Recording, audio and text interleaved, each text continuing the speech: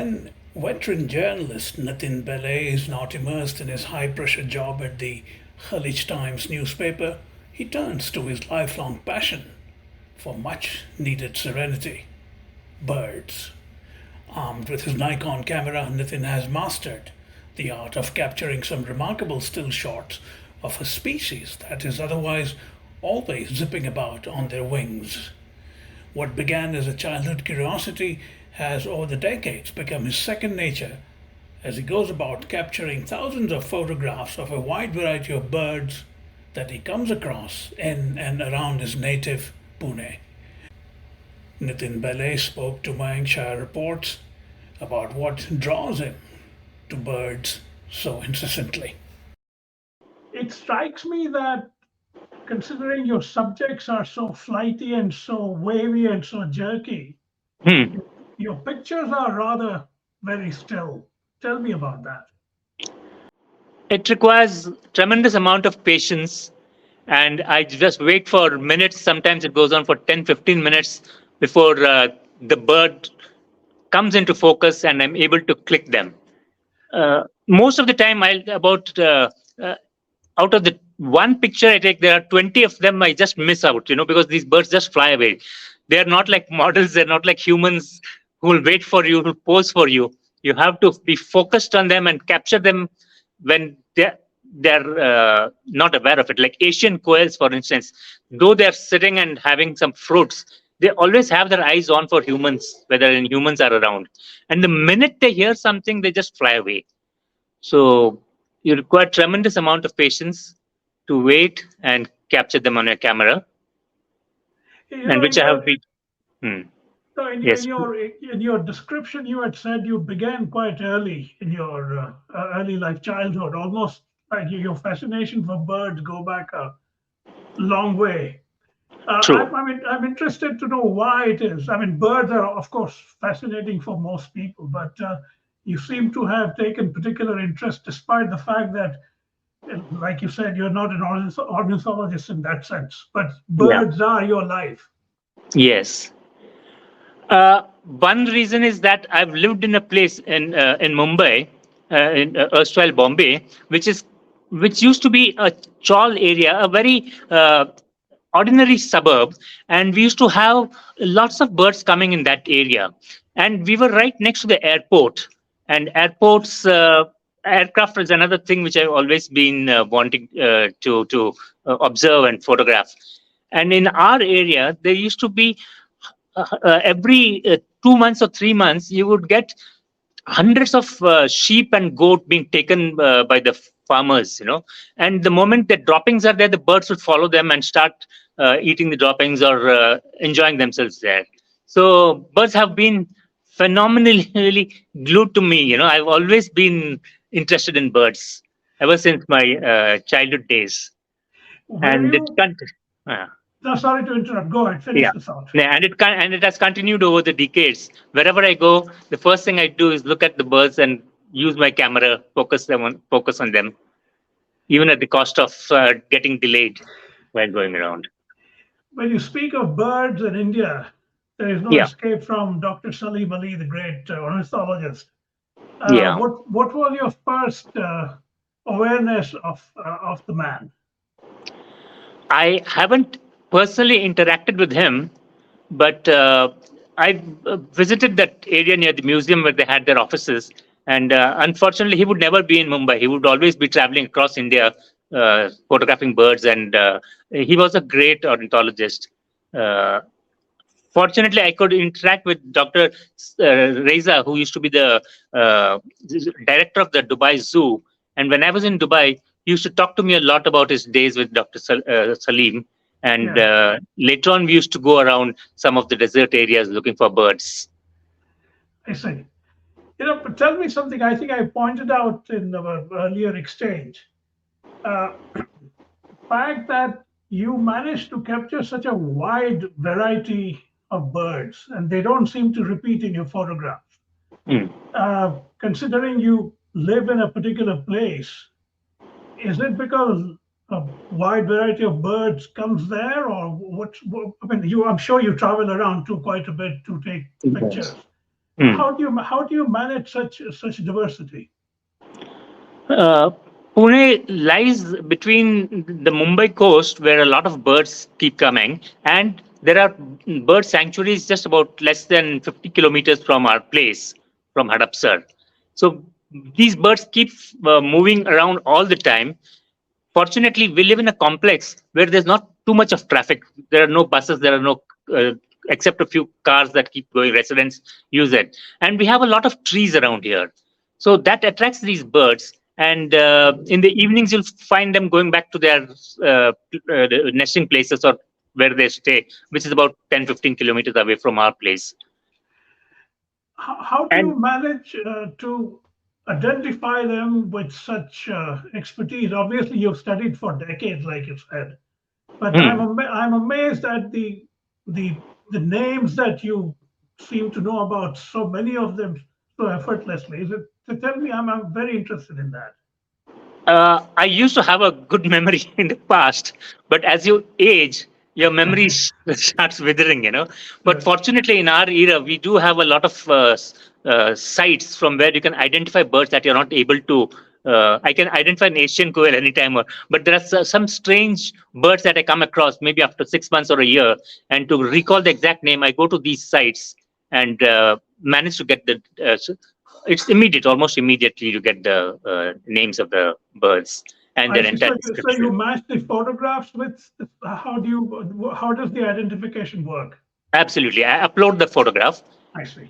and instantaneously they give me the response. Um, Then I double check it with two or three other sites and I get the right names and backgrounds. would you call yourself a bird watcher as well, apart from the fact that you are a passionate bird photographer? Hmm.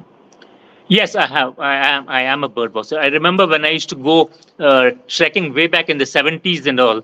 I've been to mountains in Dundee Hills, or I've been to several other places across India. And birds, I was fascinated, though I never had any fancy cameras and all.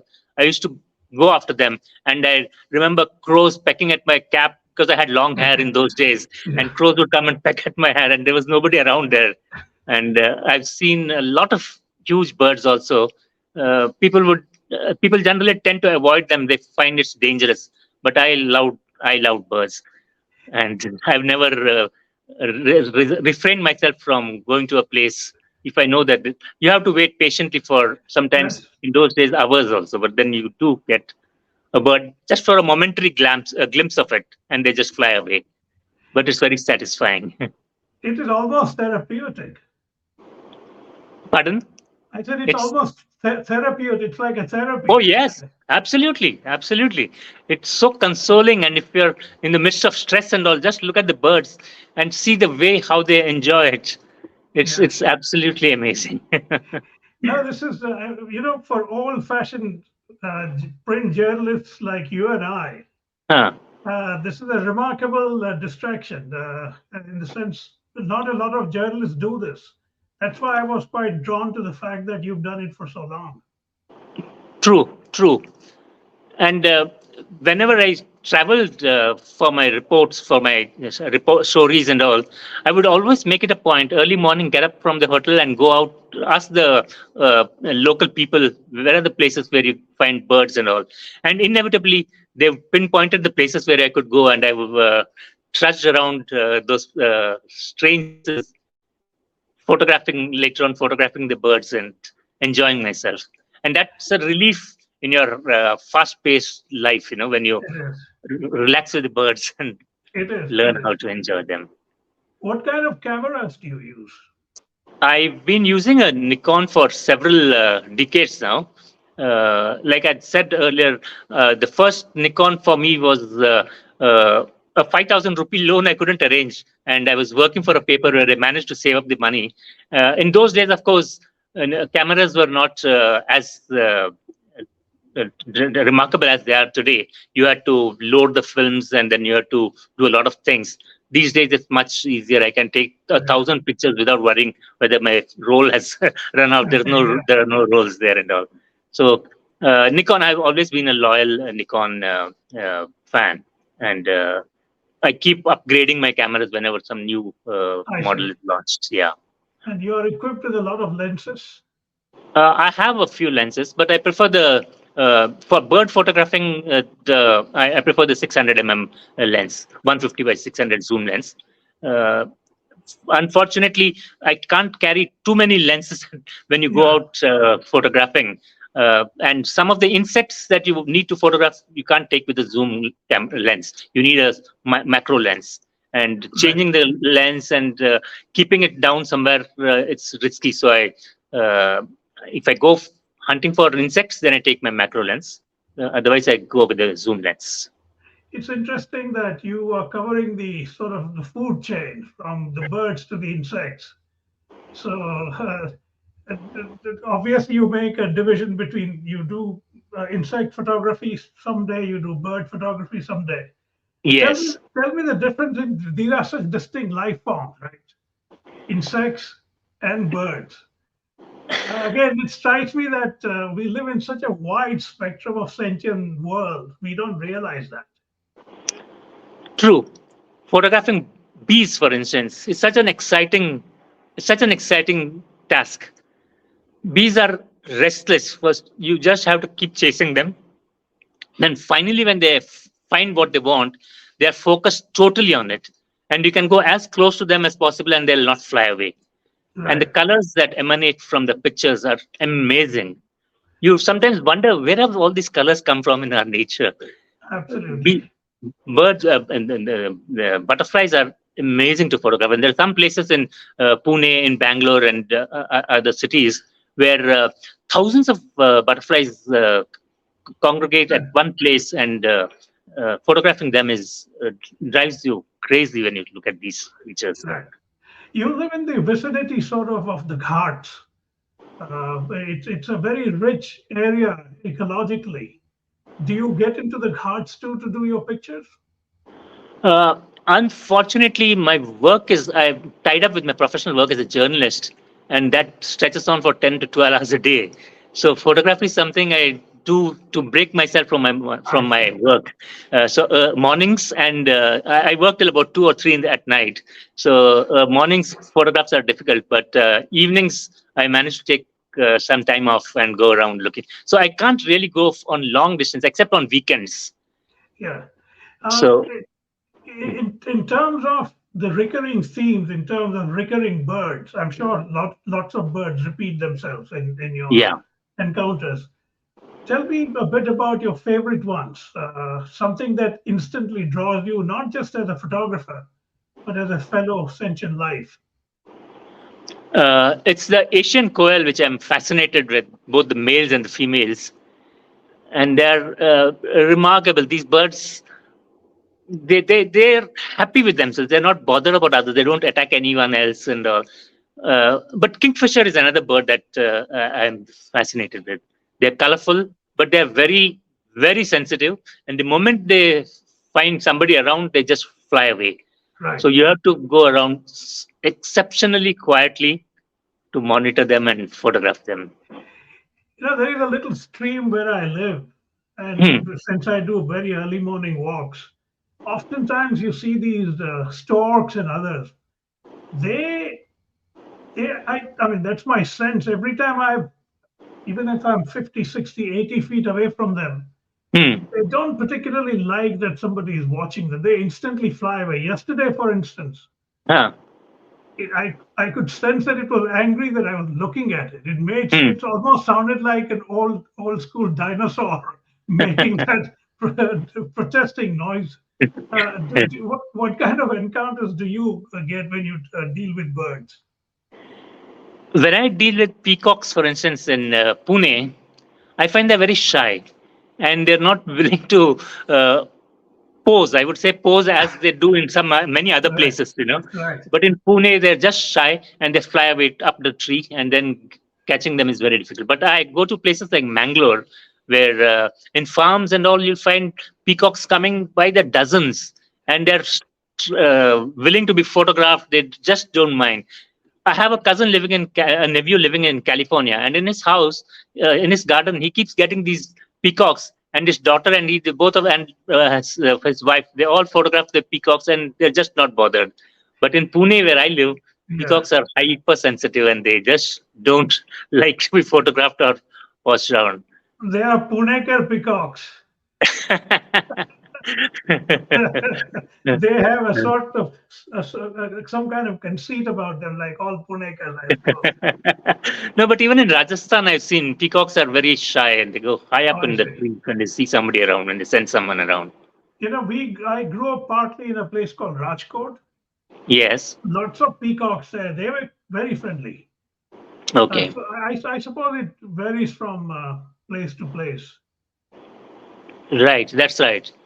Uh, since we are both journalists, Hmm. do you rue the fact that newspapers Hmm. do not look at stories like, for instance, if you're doing it in this country or Hmm. even in Europe somewhere, Hmm. you might end up getting an interesting little column about bird watching and bird photography. Hmm. Indian newspapers seem to have absolutely no sensitivity towards subjects which are not Narendra Modi. That's true, but there are a few newspapers which have weekend columns on birds. Like the Okay. Hindu has got a regular section on birds, and some of the other regional newspapers like the Deccan Herald and all, they do feature photographs and stories relating to birds.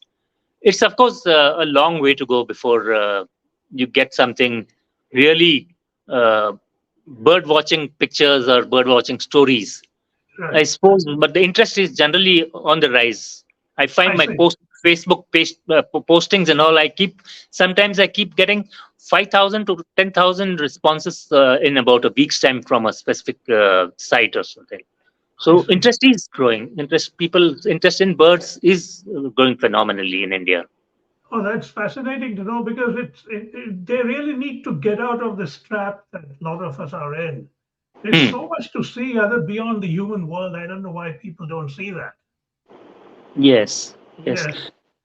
Like Jonathan Livingston Seagull, the book itself is about birds, and he talks about how birds have been over the years been ignored by people, but finally there comes a time when humans realize the importance of these creatures and Yeah. connect with them.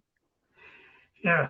No, this is fascinating. I mean, I obviously I'm as drawn to them as anybody else. One is completely in commune with nature, be it trees or be it birds or be it even just a little piece of leaf that's on the Hmm. ground. I Hmm. used to travel quite a bit to the Himalayas. Fascinating birds there too. Hmm. Do you have any plans to slightly expand beyond what you're doing? I know there are preoccupations related to survival, but do you ever wish that you could become a little more full-time bird photographer? I would love to. My children are living in Australia and New Zealand. Right. So, and Oh, I'm and those places are full of birds. So whenever I go there, I would love to spend a lot more time with them, photographing birds and photographing these creatures. People keep suggesting that I should do books, but again, books require a lot of efforts and a lot of time to. but you already have enough material, Nitin. See, writing is not a problem for you. Hmm. You already have shot perhaps a few thousand photographs by now, maybe even Yes. more. Yeah. Hmm.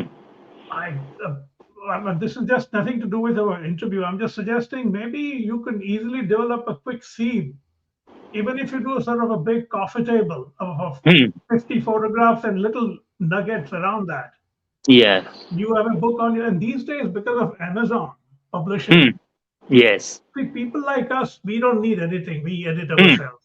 Hmm. We have a design sense. We Yes. don't need a publishing house because Kindle publishing, for instance, Amazon, where I've published at least 15 books for lots of others. Hmm. You should really consider it. It's so easy. There is no investment at all other than what you've already done.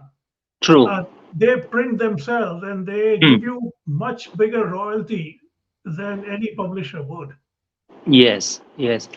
This has been suggested to me by a lot of people, and I am looking at it. For Oh, you instance, are. my exhibition at the Press Club in Mumbai has had a very good response, and people have been writing to me talking about these photographs and all that have been put on display there. At a later stage, perhaps I should be able to focus more on Okay. coming out with books. Another theme I wanted to ask you about is, and there are lots of journalists that now I'm discovering, courtesy of Facebook, who do a lot of creative pursuits, be True. it painting or be it any number of things, photography, for instance. Hmm.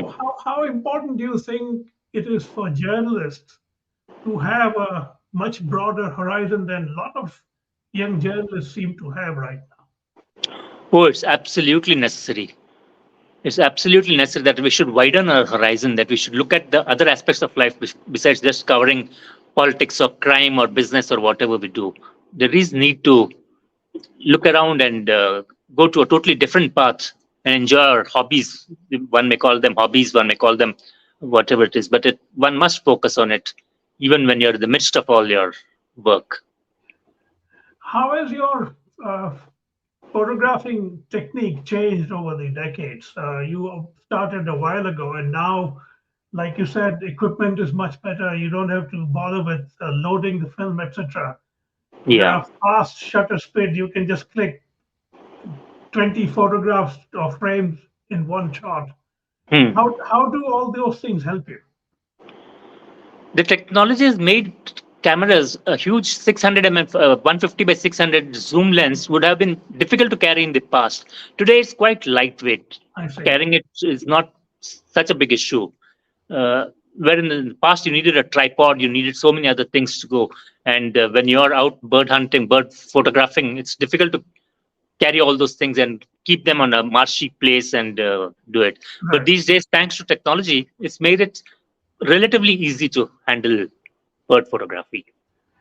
Left to you, which would be the places you would like to shoot birds in across the world?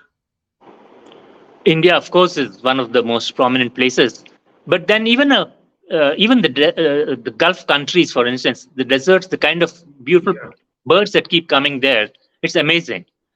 And I've taken bird photographs in places like Somalia and South Africa, uh, where the weather is encouraging.